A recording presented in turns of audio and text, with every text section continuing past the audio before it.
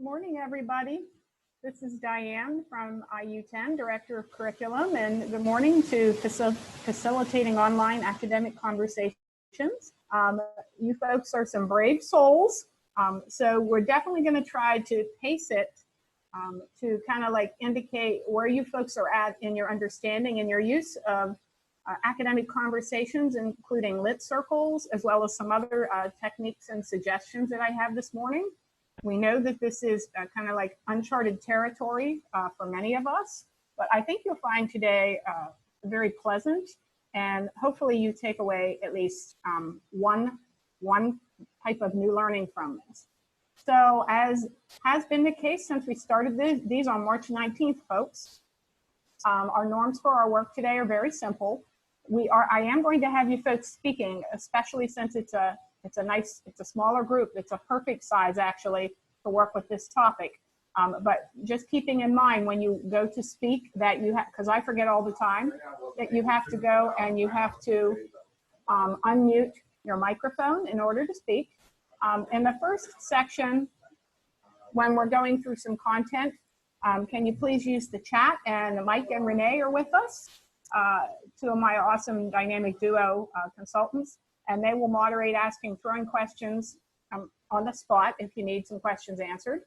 As we've been doing with every single session that we've done, there is a recorded version and it will be posted on that instructional toolkit online on that link by tomorrow at the latest, as well as the slides. Because this one, at the end of this, you will note, folks, I have 3 slides of resources for math folks, for science, for social studies, different content area teachers, that could definitely help with your exploration. So let's go ahead and get started. I have 2 learning targets for today, which is kind of unusual for me. Keeping in mind, folks, when we talked weeks ago, those of you that were with us about creating instructional lessons online, they're going to be much shorter. Like this session is 45 minutes and then the time for questions. But we have to definitely want to keep in mind that the learning has to be chunked or in segments. So the first target will be, we're going to explore strategies. How do you get to online conversations, learning conversations? The second target is, we're going to take a look, and that's more right there in the midst of what we're doing, analyzing resources and the types of texts that we use.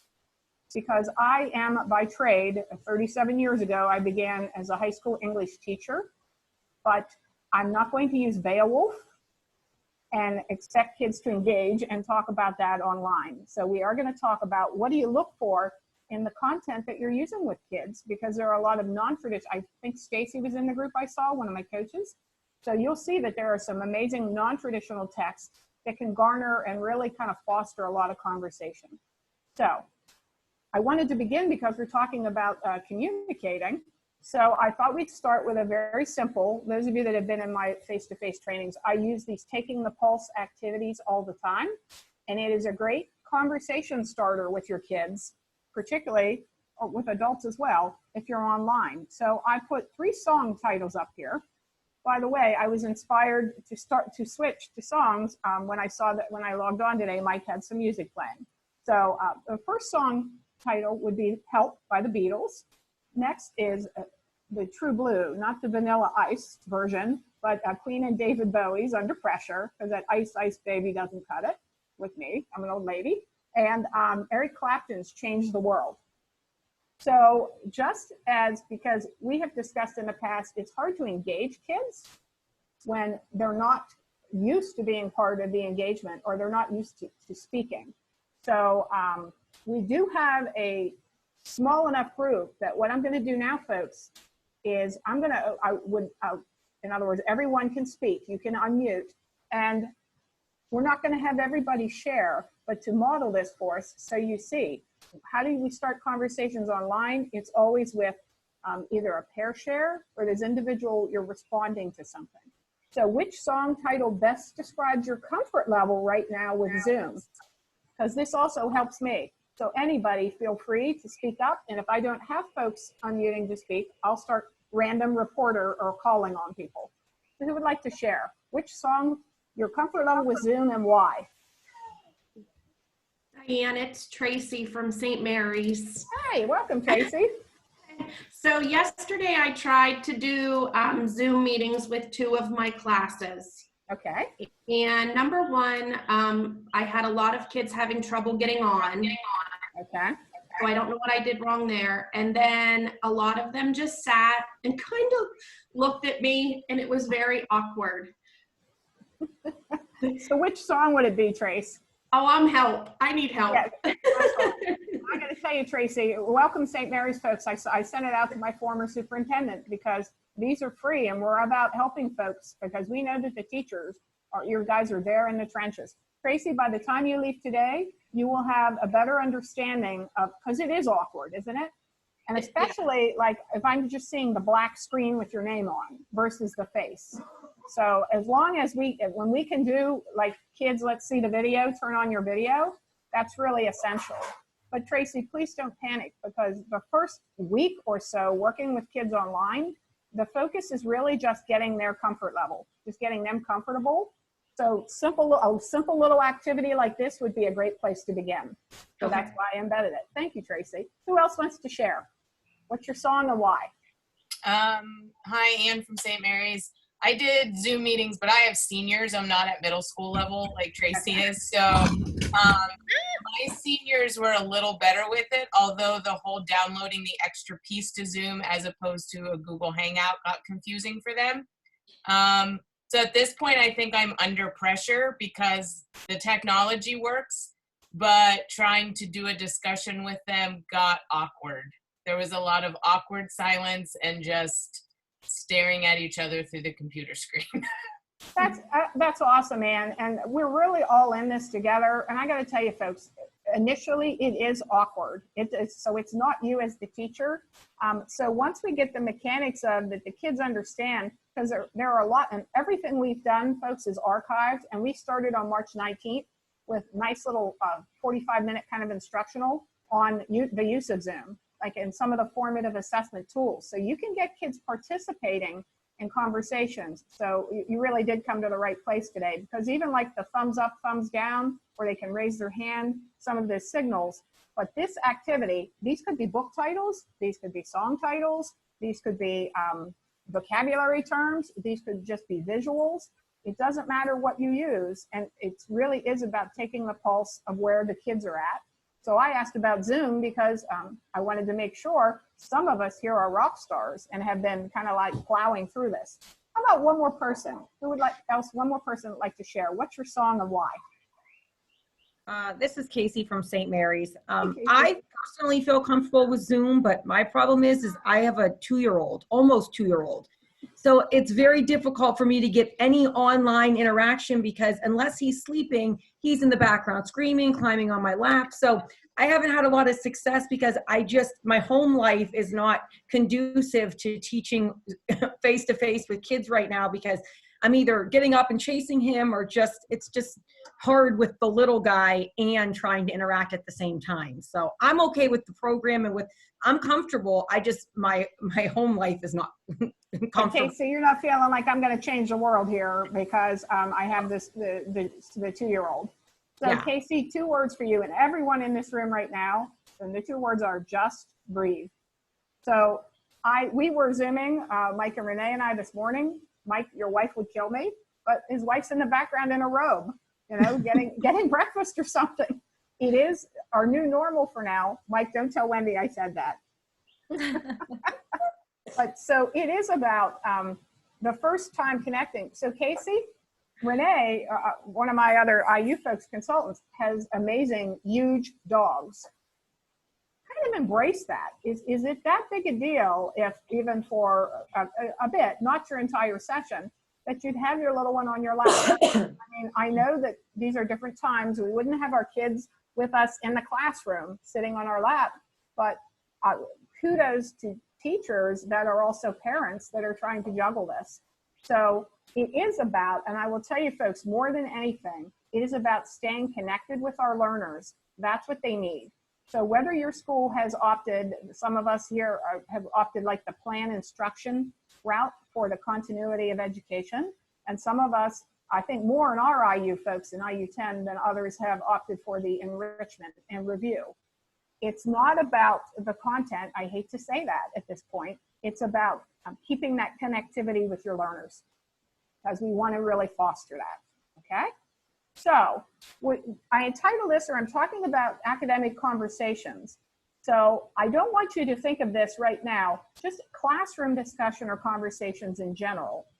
I'd like you to think about, what do they look like? Now, I have up here, and I wasn't planning on using it this morning, but I wanted to, we've been using a lot of tools and talking about a lot of tools. Last week I did a whole segment on Padlet.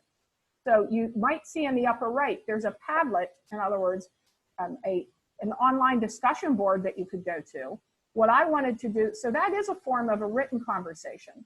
What I wanted us to do today was, because we're talking about how do you foster academic conversations, get ready. So I'm going to take us all on a little journey. I'm going to break you out with a pair share partner. And I'm going to use the breakout room to do that. And what I'd like you to do is, hold on, I've got to find breakout rooms. Every time, I'm not sure why, but every time I come on here, there are different looking items. So Mike or Renee, you guys are co-host.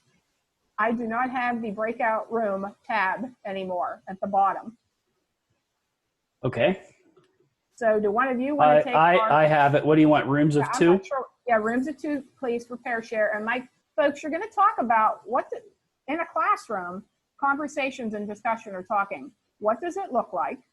And just talk. You're going to have one other partner, so that it kind of forces you a little bit more so. It definitely tips the hand that conversation kind of has to occur. Mike now, since he's going to be the breakout room handler or manager, he can pop in. So, you know, as the teacher, you can pop in from room to room also, if need be, if you opted to do that. So Mike, go ahead, and I'd say give them about 2 minutes. And folks, when you get with your partner, you're going to see a screen come up, and you're going to join your breakout room, and then Mike will bring you back. He'll give you a 60-second warning, and then he'll bring you back, and we'll all be together again, okay? Yep. And I probably will have to remove myself from one of the rooms and move someone into a room of 3 here, so I can pop around and manage this. So here we go. You'll get an invitation. Please make sure you accept it.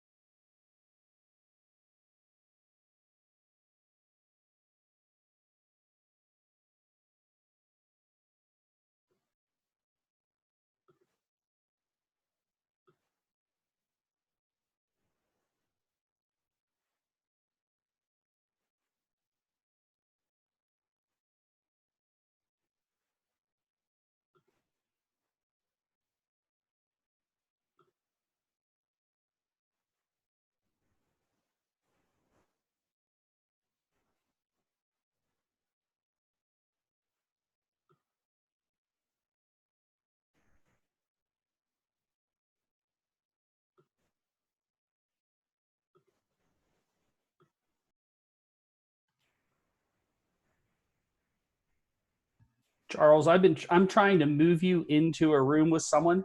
So you're going to pop somewhere else. Just give it a moment. I'm trying to pair you up with someone here. Got it. Thank you. Mm-hmm.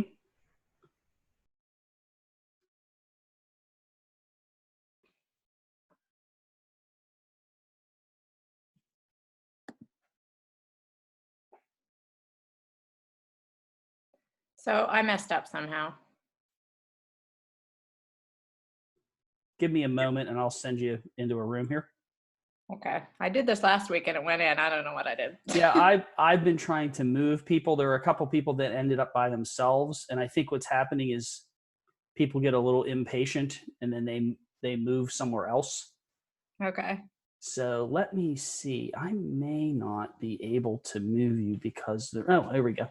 All right, I'm going to put you in room number 2. Okay.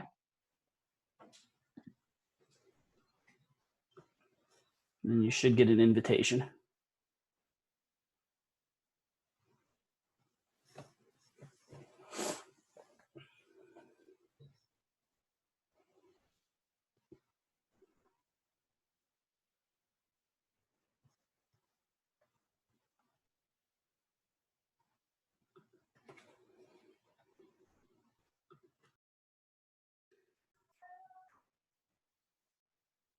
Hi, Mike. Hey, how's your discussion coming along? Jeff's mic's not working, so it's challenging right now. Oh, well, Jeff, get a piece of paper and just write some messages. Yeah, and unfortunately, I don't think there's a way. The chat doesn't work when you're in the breakout rooms. So the chat is still tied to that main room. Now, you can do a whiteboard to share, Jeff. So if you wanted to share some ideas, you have a share screen button. If you click on that share screen button and choose the whiteboard option, you'll be able to bring up a whiteboard and you can write some thoughts there. So that would be a way to do this there you go. If this ever happens, that's a good way to get your kids involved if their microphone isn't working. Yep, and then you can just type. The chat's working if I put it as a one-on-one conversation back and forth. You can do the private. Okay, good. That's good to know.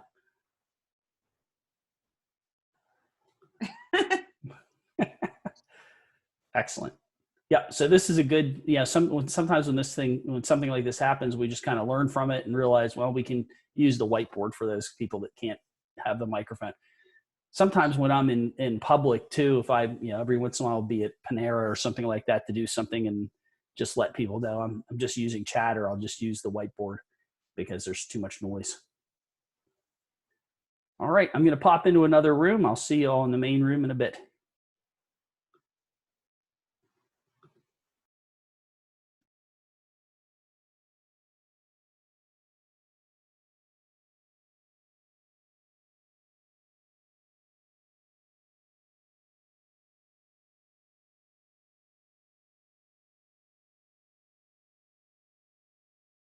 Then how do you get to monitor their breakout room then? When you get in there, you'll have to do it yourself, Sarah, but you literally can say, join room 1, join room 2, and you leave the room. It's really awesome. Cool. Okay? See you on the other side. All right. Thank you. When do you want me to bring people back, Diane? Oh, she left. Oh, she left. See how she is? Mike, do you feel like Oz, like you're bouncing in and out? I guess, do yeah. Do you feel like the Wizard of Oz? I had a lot of cleanup things to do. People didn't go to rooms, and then when they got to a room, there was only one, and then I moved them, but they tried to come back to the main room. So it's a little bit of management here until people figure out how to use it. But yeah, I like popping in. I just appear out of nowhere. All right, well, so I have to figure out when she wants to bring us back here. So I'm going to try to find Diane. Sure. Stacy, you were saying you got kind of...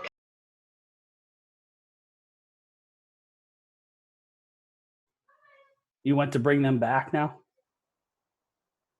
You're muted because you came back into the main room. Yeah, I talked with Sarah and I lost the room, and then I thought, I hope I didn't lose everybody. No, they're all out there. I'll bring them back. Bring them back, Mike. Bring them back now.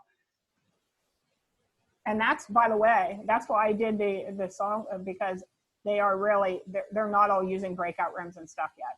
And in order to have conversations, like meaningful ones, they want that pair share. Yep. Okay. I sent them the 60-second warning. Hey, there's another little tip here with Zoom for the muting issue, which is that you can hold the space bar down to temporarily unmute yourself and then just let it go. So that's a nice tip for people who are worried about background noise and that kind of chaos.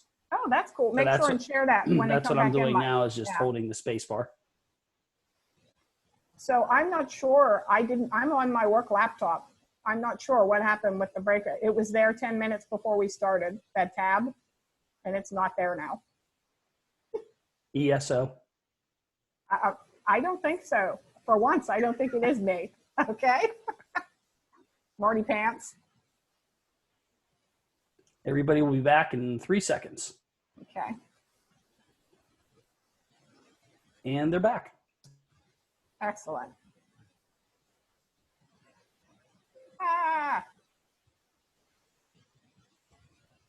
Okay, folks, so we're back and I'm having some technical errors. So you're seeing a bunch of stuff on the screen. Just ignore it. Something that we noted, something I noted in my group as we were discussing, very, very interesting. I need to see faces. There we go. Very, very interesting was that folks were saying that they haven't even kind of like gone near, can you pair share without that, the breakout rooms? No. You can do conversation, and there are a couple just on the fly kind of techniques I'll reference real quickly here. You can do a random reporter. So if you want to keep all your children together and you want conversations to ensue, it's awkward. They're not just going to jump up or leap up and start to volunteer. They're not rock stars like you folks. So number one technique is random reporter. And you look at your you look at your children and you look at the names in the room and you say, I'm randomly going to call upon you. You don't know whom I'm going to call upon, and we'll call upon, say, 3 people. And so I can look at, say, Allison, her beautiful little blondie there. I could say, Allison, what do you think? Or, you know, how do you want to report out? The other one that I love, that I use a lot in face-to-face trainings, is pause, pounce, bounce. So that I can call on Anne and Anne gives me a response. Then Anne, for a follow-up or to continue giving responses, Anne then goes to and says, Samantha, I'm bouncing to you. And then Samantha bounces to Jeff. So they're very simple techniques, but I think what we've gotten into is thinking it doesn't have to be you're the sage on the stage. Just because we've switched over to virtual doesn't mean that we don't want our kids engaged. So simple little techniques like that can be very useful. So a couple share outs, random report. Kristen from Bald Eagle, would you like to share out what you and your partner discussed, please? Yeah, well, I was with Allison and we talked about how Allison has done the Zoom meetings with her students and I haven't. So some of the issues she's faced with, and me, I'm just still a little nervous about it. So I haven't tried it yet. So I was hoping to learn here. And I gotta tell you that the key is for classroom academic conversations, key number one is if you folks, and I know that we're all at different phases right here in our skill set, but if you start with, I'm gonna do a breakout room with pair share, like breaking kids. So if you go to a breakout room and you see I have 30 kids, then you want 15 rooms, and Zoom does it for you. And bringing them back is very simple. The other 2 key components they're such simple techniques would be the 2 I just referenced, would be I'm seeing that maybe my partner and I, Sarah, we were talking, she said she has a child already that's dominating the conversation. That definitely can happen. So if maybe Molly is Molly's chatty and she likes to talk a lot and she has a lot to say. So doing the random reporter or the pause, pounce, bounce, and when they bounce to someone, you can't keep going back to the same student. It's very, very effective. We don't want it to break down to, and I know that it's easier, but we don't want it to break down to, I am the sage on the stage and here I'm giving all this information. So thank you very much for sharing what you discussed. How about Matt Frank from St. Mary's. Matt, what did you and your partner discuss? Hi. So we talked a lot about the differences between high school and elementary. My partner is at the elementary level, and you know, she was really thinking about ways that she could use this online video ability with an elementary level, and I'm teach upper level high school. I teach mainly 11th grade, and so we were talking about like the differences and similarities, and just being a little bit nervous with using a new piece of tech. My big thing is like just getting access to our kids, because like 11th grade, 12th grade, I know Anne is having the same issues. Some of our kids they're the essential employees, you know, and so we were kind of talking about how we could try to get I would just love to see my entire class in my little grid video that I have on my laptop. I know. And you can see, Matt, you can see like 25 at a time. I'll tell you, as a facilitator, I am constantly scanning to look, to see. So like I could see Jeff, and I really do. That's why I really do like the being able to see the folks. I think it's kind of difficult. And I know, was it Sarah last week? She was having difficulty with her camera. But if you can really encourage that, it's definitely much more advantageous when you can see them. But the idea behind, and it was interesting, I was in a breakout room with Sarah from Bald Eagle, and I was relating a story of my son who's teaching in South Korea. And last week, and 2 weeks ago, they went from Skype, which was a catastrophe, to Zoom. And the first week, one of the little boys, 3rd grade, so it's about not just navigating the basics with the younger kids, but the boy's father reached out to my son to thank him, because when they got offline, off Zoom, the boy was in tears because he said that Mr. Johnson let me talk so much. It was so exciting. So it's not, I know it's coming from a teacher myself, coming from me, but it's not about what you're having them do at this point. It's about that connectivity. So Matt, for folks that don't, the students that don't have the connectivity, I have to tell you that packets are almost like a filthy word to me. But think projects, like problem-based, the problem-based type solutions and things, or letting the kids engage even in a piece of text. And we're going to talk about text here in a moment. The types of text that they can use can really, really be powerful. But knowing that I'm not going to be able to do physics if I'm a physics teacher the way I would have done it previously. Yeah. This, I tell you what's going to happen is a lot of folks are going to start to become more comfortable with a flipped type version of a classroom in the future. And you can have conversation with flipped classrooms. So I put up this slide, what's the difference? Because frankly, with what we have and the tools at our disposal, there aren't a lot of differences now. So what I'd like to do is take us through a couple things. And some of you maybe have never utilized any of these techniques, and that's absolutely fine. So these are just some, let me go to full slideshow again. So what you're going to see is that there are techniques that we can use, and please don't panic because you can't do all of these at once. But I know that we might have a mix of different content areas. So the things that I'd like to talk about briefly, and then we're going to practice some, are lit circles for fiction and nonfiction. The only folks that truly doesn't apply to would be math teachers, okay? And so for the math folks, I offer a 3-to-1 template to gather notes for a classroom discussion, whether it be fiction or nonfiction.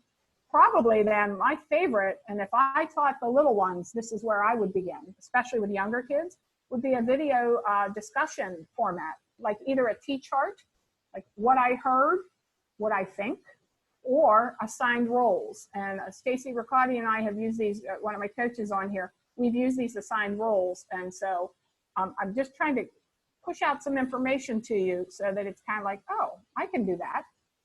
So folks, on your participant bar, if you go to your name, you should have either, even if you don't have the thumb up or thumb down, but everyone should.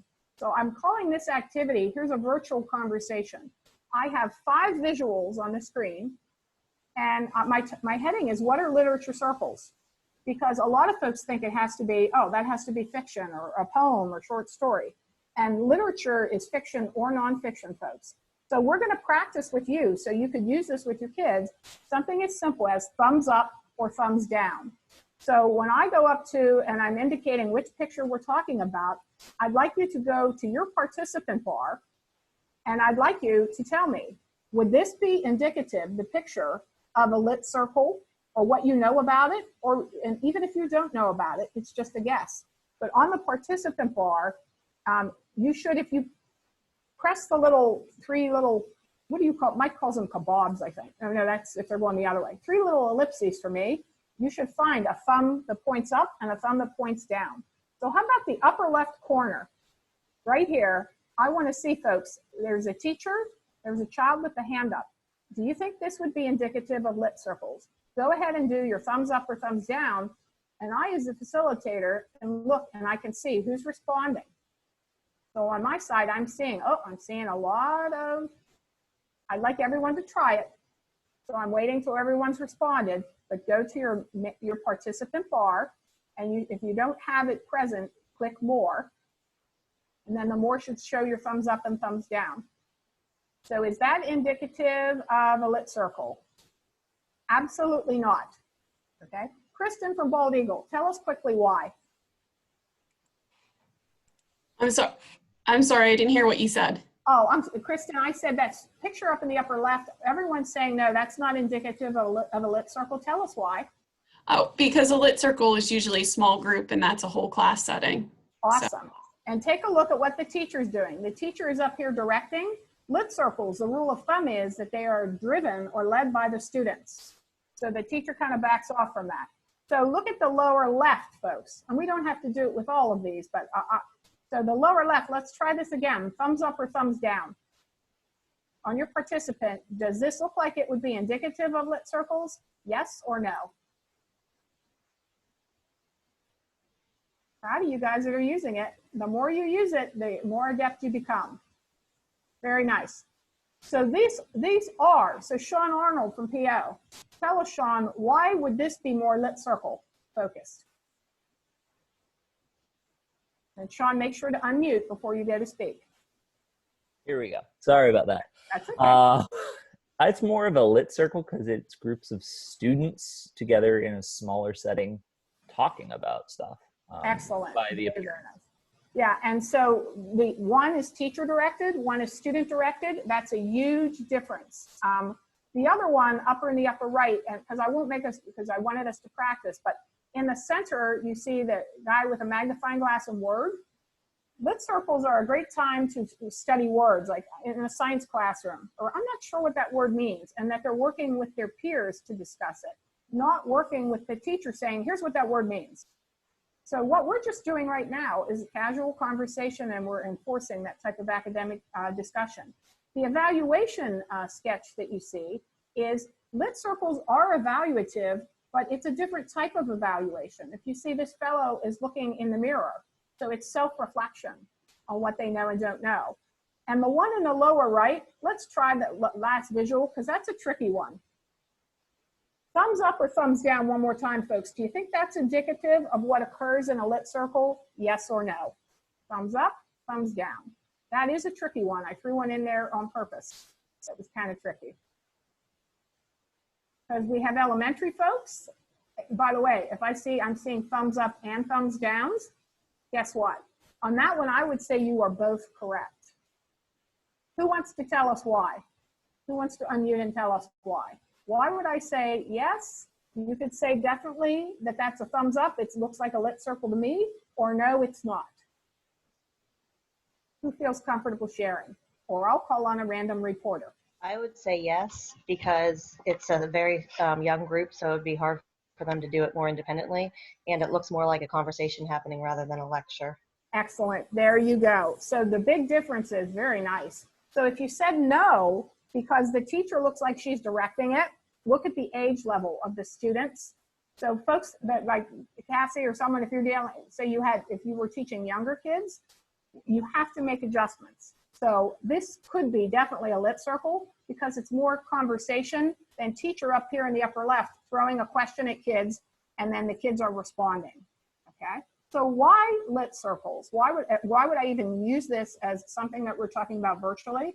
It's really a strong strategy because the kids collaborate and the kids can work on these different things. But honestly, if your classroom conversation is not yet where you're even having kids pair share, that's absolutely where you begin, okay? Stacy from West Branch, this is gonna sound to us like we're doing a text-dependent analysis training, absolutely, because the text that you're going to use online, folks, is so important.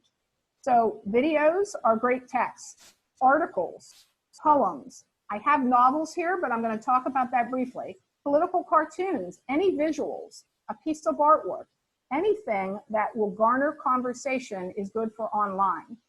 That said, we really need to make sure, and folks, all these slides will be available, like we include these as well.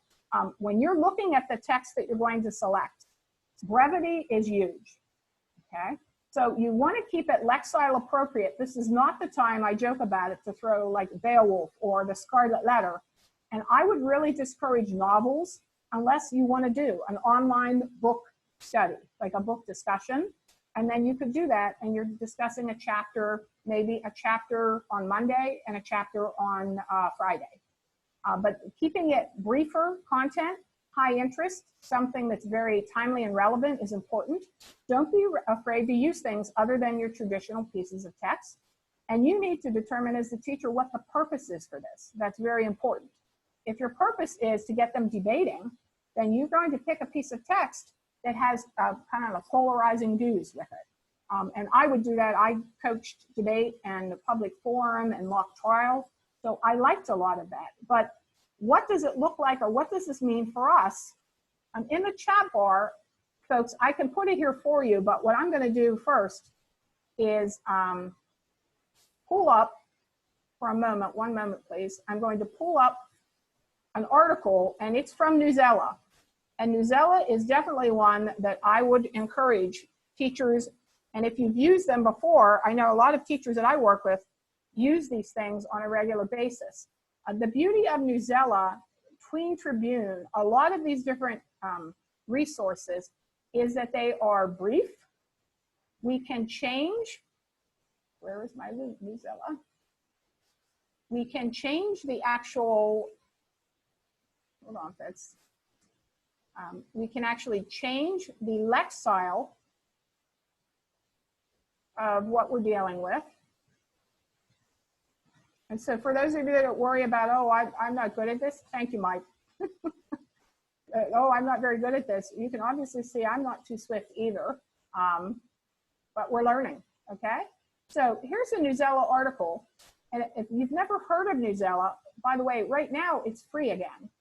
So Newsella, I used it for years in trainings telling teachers use this. This stuff is amazing for kids because there are a couple features I want to point out here. The topics, there are a library of topics. You have ELA, science, social studies. You can type in your content. You can ask for text sets. You can ask for individual articles. Over here on the right, like the little jelly bean up here, if you look where I'm hovering now, you can change in real time the lexile level of the article that you, same article, different reading ability levels for kids. But we're not going into Newsella. I'm not here to sell Newsella. I wanted us to take a look. And Mike, I believe, also threw that in the chat bar, if you want to pull it up on your screen. But what I'd like you to do is, even if you're just doing it from my screen superficially, what about this? So here's an article, when is Easter and how will it be different this year amid coronavirus? A nice little visual there. I could do a whole session with kids just on this visual, with the mask, and in other words, and get them to speak and converse about it. Just taking a look, or those of you that have pulled it up and you have the bird's eye view of the article, I would say for online virtual discussion and conversation, bingo. But I would even say, unless they're high school kids, I would not be using this article in its entirety.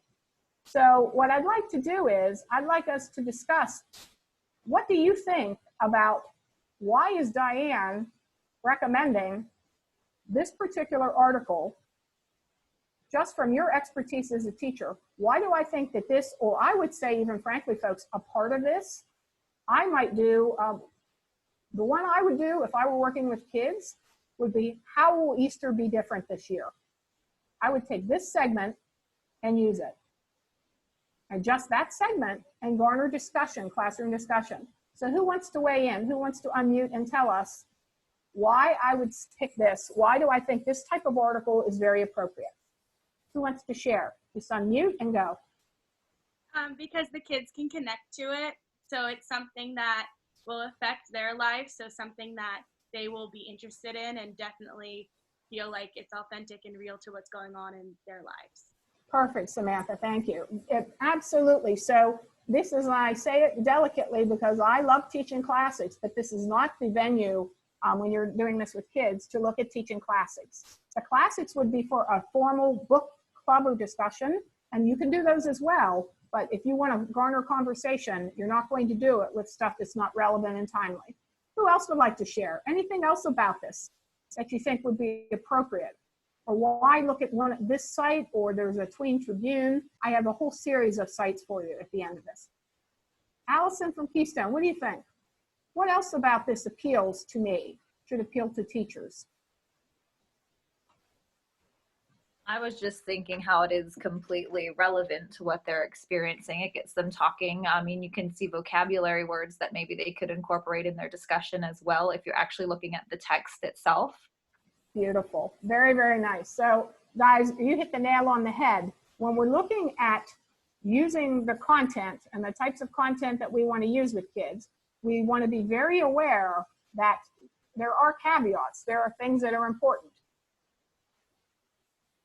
And what, oh, hold on a second, folks. So going back to this one more time, and as I said, this is all available for you, but the brevity is important. Also look for stuff that's in chunks, that you could pull one chunk out, or even over the course of, like the kids could read the whole thing, but you're gonna pick one segment of that for your focus on your academic conversation. Even if you're starting the kids with pair share, that's plenty. Even if you want to be bold and go to breakout groups, do groups of 2 or groups of 4, and you will get conversation going. So knowing that it's purposeful, it's very high interest and timely is very, very important for online type discussion, okay? So what format do we use? We're moving right along here. The 3-2-1 is, in my mind, probably for those of you that deal with the wee little kids, as well as the secondary, as well. I use this a lot in my college level courses, because I don't care what your 3-2-1 is, but I wanted to show you a sample. So 3 things that stood out for you in the reading. So asking the kids to come prepared, they need, for online reading in particular, folks, we don't want to have just a lot of, you need some traditional text, because if our children are out, say even in the summer when they're out, there's a 3-month loss of literacy, like a reading slump that occurs. So we want them to read, but we want them to read in chunks or in segments. So think about what you give your kids in the classroom, and frankly, kind of like cut it by 1/3 at least, okay? So 2 vocabulary terms you're unsure of. That's a great one, especially for a non-fictional text, if you're having them read something about science. And 1 question for the group discussion. And if they complete the 3-2-1, that's something the kids can do on their own, or you can have them work on it if you're meeting with them virtually as well. But this becomes our template for discussion. So that I say okay, so 1 thing that stood out for you in the reading. And you can literally hold a classroom discussion, the conversations will ensue, and then when they get really good at it, the kids can just start to share themselves. You can put them in a group, but if they're new to this, you don't want to just let them loose on it. Put them in a group and say, now share. My students came to class with their questions, but that's something that you establish. So the 3-2-1, I know you folks have seen this before, a lot of you, but it's great for online discussion. Another one, and this is for the braver souls, would be virtual lit circles, literal lit circles, where the kids are doing this. Please note at the top of the slide, I talk about never exceed 4 roles virtually. So Mike could definitely, or you could as a facilitator, take your kids, you have 16 kids, put them into groups of 4, but you don't feel compelled that you have to use 4 roles, different jobs for the kids. You could early on have your kids all say, we're all going to be discussion directors when you break into your discussion group. And what I'd like you to do, boys and girls, is everyone comes with 1 question that you write, that you're going to share with the group about what you read. And I have F and N for all of these because these all apply for fiction as well as nonfiction. The illustrator is very popular with my elementary folks. So if they're reading a piece of fiction, the kids would actually sketch what they thought the setting looked like. Then they'd need some assistance there. Mike and Renee could weigh in, but my very basic way would be take a picture of it with my phone, and then they could share that. But Diane, if I can interject. Yes. One thing I did with the illustrator, and I found that it was easier if all of them did all of the jobs, because that way then one person didn't tune out whenever it wasn't their job. But when they did the illustrator, as they talked, they did sketch notes. So that was kind of cool to see. Then at the end, they kind of shared their sketch note to see if they were all kind of on the same path. So that was kind of a cool way to do it. And we have, I mean, Mike's going to show us Google Jamboards later this week. Mike, is that Thursday or is that tomorrow? I can't remember. That is Thursday. That's Thursday. And even something as simple as taking your Zoom whiteboard and having them sketch on there. I don't know how, I can't sketch on those things very well. But the notion that, and I agree with Renee completely, the district where I came from for years, when we did lit circles, every child did every role. So if I assigned 4 roles, everyone was doing each role. For my social studies or science folks, I think the illustrator could be really great. I think the travel tracer, in other words, thinking about, like a historical timeline of some sort, would be great for social studies. It could also be for science. Discussion director and summarizer are at the top of my list because every single content area, every single grade level can use those. Diane? Yes. Would you recommend showing the students a model of what these roles would look like before doing this the first time? Absolutely, Mike. So in other words, when you go to do these physically, and you're doing a physical, and the same would apply with the virtual, the first thing I would do is definitely discuss with the kids. I'd do a mini session, a little mini lesson on discussion director. Folks, if you Google, there are thousands of different templates out there, but if you Google literature circles, anything that's developed by Harvey Daniels, he is the creator, the originator of literature circles.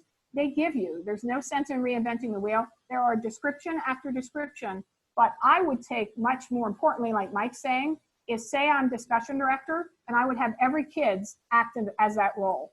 And let's create questions. Let's create thicker questions versus thin questions, like questions that garner discussion, and I practice with the kids that first time, especially online. Eventually, you can release it to the kids. So I know that a lot of my teacher friends use lit circles, and they think you have to abandon it. With the breakout room, initially I would keep everybody together, as Mike and then as Renee are saying, but eventually the possibilities are limitless. I didn't want you to rule out videos. So the video rules, the first rule would be that everyone, because I want to give you a little time to explore some things as well. Everyone views the video together the first time. So I have here Inside Out, which is a kid video. But what I want to do too real quickly is, I'll come back to that, is Leap 2. These are some of the possible roles when it's a video. You could ask the kids, or you could have them once again. Every child is going to be, right now, we're all going to be looking at the costume and the makeup. And so I will tell you, Mike and Renee, I haven't shared this with them, but I give directions as adults, but your directions for kids, like I'd have this. You're looking at the costumes and the makeup, and how does it support the storyline? What is added as they're viewing and to garner their conversation as they're looking at costumes and makeup in whatever the video clip is. So these are all possibilities. The acting director, look at what is the actor's actually doing that supports the storyline, and the costumes and makeup. And I will also post, because I have cards, Stacy and I have cards that we made up for this. I'll gladly share all of these. But these are some potential types of things that you could have the kids looking at, okay? So it's a lit circle again, but it's with the use of a video. And frankly, there are hundreds of different types of names and templates out there. So just pick one with your kids and stick with it, okay? What I'd like to do, this should be interesting. I'm gonna stop sharing for 1 second. And what I'd like to do is, I'd like us to practice just one thing, very much attuned to what Mike and Renee had been asking about. So I'd like us just to start, if I can locate it again. 1 second, please. I'd like us to start just with looking at a minute-long clip.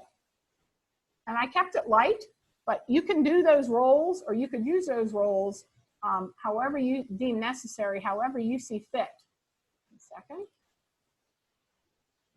I'm getting dizzy from all of this spinning around here.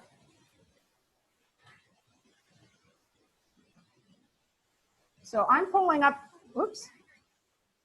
So I'm pulling up the video, and if I can get back to my Zoom, this does require some practice. And I just might do it. Hold on.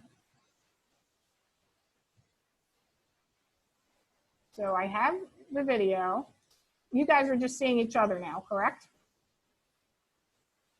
Okay, thank you.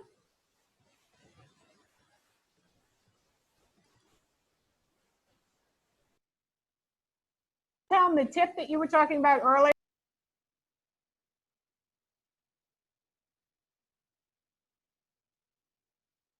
Mike, Diane, yeah, I know. Do you want to share the tip with them while I'm digging this up, pulling this up for the folks so we can take a look at this clip? Because it was well warranted. It was a good tip about the mute and unmute. Sure. So while Diane's bringing up her video, someone mentioned earlier about the chaos that sometimes happens behind us, and it's hard to have our video on or mute and unmute. There is a feature of Zoom that's kind of cool. Now, you have to make sure that you're not in the chat window when you do this, but if you click just on the Zoom window, like right now would be on Diane's face, you can hold the space bar down and that will unmute you. So it's almost like a conference room setting. So if you hold it down, your microphone will come on. And then when you release your space bar, it will shut off. And if that's not working, that you can access that through the audio settings in the menu to the right of the microphone icon. But that's my little tip. If you find yourself, or if it's difficult to reach and hit that unmute button on the screen, the space bar will do it. Yeah, that's awesome. Thank you, Mike. And I did not know that. So if I'm starting with my kids, and this is my TDA folks, like Samantha, you're going to be like, oh my gosh, this is text dependent work. But we're talking about garnering the conversations. So I have, and you pick a short, never more, by the way, than 3 minutes typically for a video.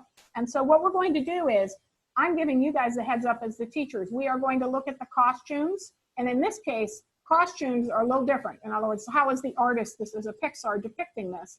But same thing applies. But the first time through with the kids, you would just merely watch it. That's why you want to keep something that's fairly short.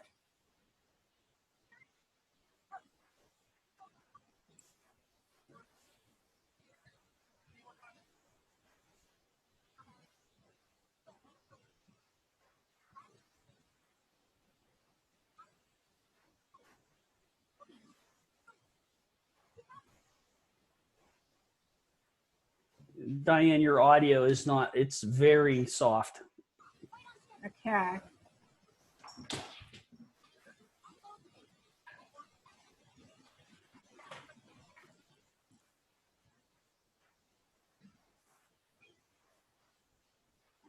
So while Diane's checking that, another tip, and I was asked this in a chat as well, you can play YouTube videos, but when you share your screen, you need to make sure you place a check mark in a box below in the share window that will say play the computer audio.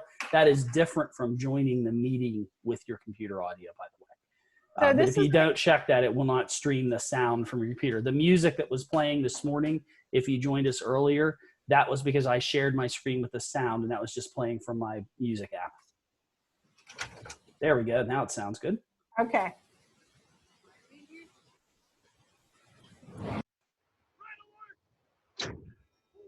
It's a little louder. It's still not great.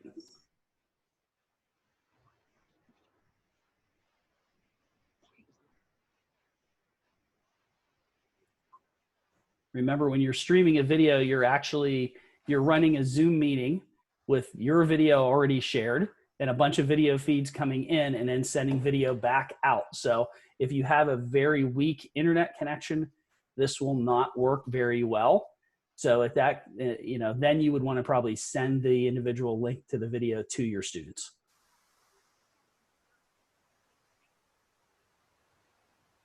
So folks, no, stop. So what Mike is talking about, that's exactly why we're experimenting. So I do absolutely have the clip, and what I do with my kids, we're gone from the screen now, right?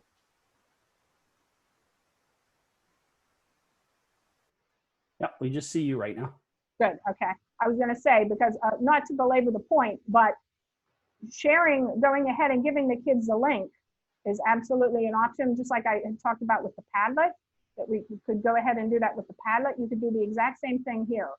So the best laid plans of mice and men, like Mike said, that the volume was kind of, because as he's saying, it's going from one device to the next. Actually, it's taking kind of like 3 steps. But was there enough there to see when you're talking about the clips themselves? How would you, in other words, a nice brief, that first one was 60 seconds. What would you do? What would you have kids do with that? So you could just give them what stood out for you on a scale of 1 to 10. Tell me 1 being, oh, I don't like that. 10 being, oh, I thought I really like this. Here's why. Or something, I'm going to get English teacher geeky for a minute. Who's the protagonist in that 1-minute clip? Who's the antagonist? So there you go. Mike said in the chat, if the audio doesn't work, the question could focus on the images. Absolutely. Okay. So those roles, in other words, the key is that if you're going to have kids do it the first go round, you want to do it en masse, like with all the kids with you guiding it through it. And it really helps if you have a fellow teacher like Mike and Renee here, or kind of like Diane, this isn't working, that isn't working, because you don't know necessarily what is or is not working. Well, Mike would, because that's something that he's very adept with. But if you're like me, I'm helped, but I'm learning, okay? So the idea is using the 3-2-1, using different kinds of roles for videos. And as I said, we'll share all of those. And there's one last thing I wanted to share before we leave, and it's interesting that Mike had referenced it. I am very big on artwork, visuals, things of that nature. So let me get it back to this so we can see it. And here for conversation, I would say you can absolutely have a lit circle or converse concerning any kind of visual. And so this particular visual, do you still have the piece of artwork up there? Mike and Renee? Yep, it's there. Yeah, okay, I'm getting paranoid now, okay? And a couple things, we talked about the last session I did called Interview an Image, where you can have the kids actually create questions. But if you're going to pick, and we are here at your disposal, I have hundreds of these. I happen to have the artist's son, so that I use a lot of his stuff with text dependent work that he's created. But I love odd things that would get kids discussing. And I will tell you, this artist in particular, his name is Joseph Griffith. And I did not include his name here, but he has a whole gallery, Griffith. So if Mike wants to find that, throw that in the chat bar, that would be awesome, or Renee. But Joseph Griffith is very big on, there's a lot of discussion going on here. I didn't incorporate the slide or the picture that had his name on it because it gives away the name of the painting. And a great conversation starter for me would be to have kids work with a pair share partner, and I'm big on this, come up with a title for this. It is entitled The Surrender. But having kids go ahead, so Griffith's work, but the folks that I've worked with TDA and Stacy as well, we've used a lot of non-traditional text. So I don't want you to be frightened off by like, oh, I need to know everything about this.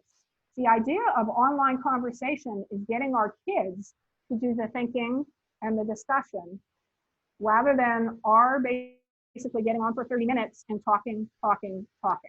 So I just love this one because, so we have format as well as the content you really need to consider when you're doing this. So with the name of this the painting, The Surrender, I had probably the simplest format you can do.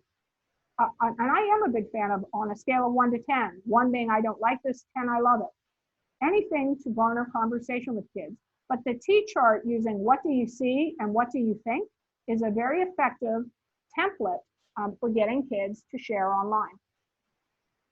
So folks, within our little span of time, we've done pair share. I did random reporter where you just randomly call upon kids to get them to respond. The pause, pounce, bounce is one that I had referenced. We've talked about lit circles in terms of fiction versus nonfiction. The use of the 3-2-1 and the what I see or hear. So it's what I see, or it could be here if it's a video, and what I think are very effective guides to get kids talking. not to overwhelm anybody, but we're coming to the end and I want to make sure I allow like 60 seconds for questions. But you will see at the end of this, there are 3 slides worth of free, I repeat, free resources that you can use that I would highly recommend. This slide, the last slide, is for history folks. Wonderful resources. This slide would just be for elementary as well as secondary. Very, very effective resources. And the Literacy Design Collaborative is great if you want whole lessons, as well as the Annenberg. So I'm actually a trainer for LDC, and I've worked in the past for Annenberg Learner. So it's about finding content that will work. And if anyone has a burning question, realizing I wanted to give you an overview without overwhelming, and I hope no one was overwhelmed. But questions, do we have anything?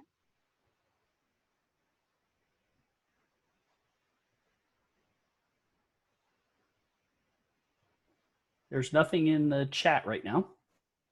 Okay. Okay, folks, if anything pops up or you're saying, I'm working on this and I need someone to experiment with, Mike, Renee, and I all have virtual office hours every morning from 9 to 9:30, and then in the afternoon from 3 to 3:30.